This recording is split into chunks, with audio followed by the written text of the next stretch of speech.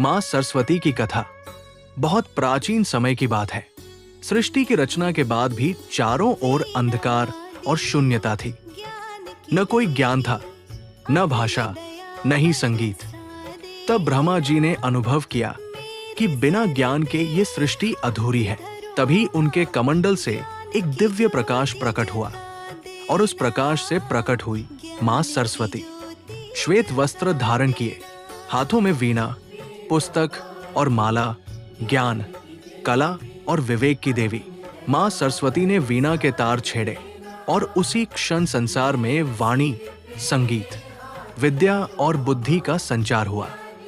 मनुष्य बोलने लगा, सीखने लगा और ज्ञान के मार्ग पर अग्रसर हुआ। माँ ने कहा, जो सच्चे मन से विद्या अर्जित करता है, विनम्र रहता है और ज्ञान का सदुपयोग करता है, मैं सदा उसके साथ रहती हूं।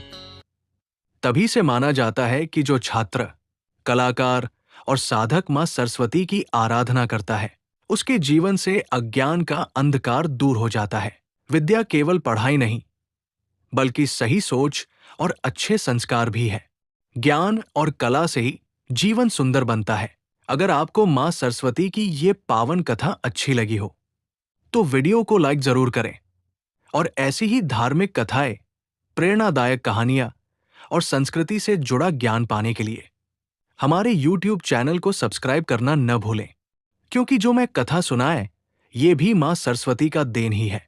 एक बार प्रेम से बोलो माता सरस्वती की जय। मां सरस्वती की कथा बहुत प्राचीन समय की बात है।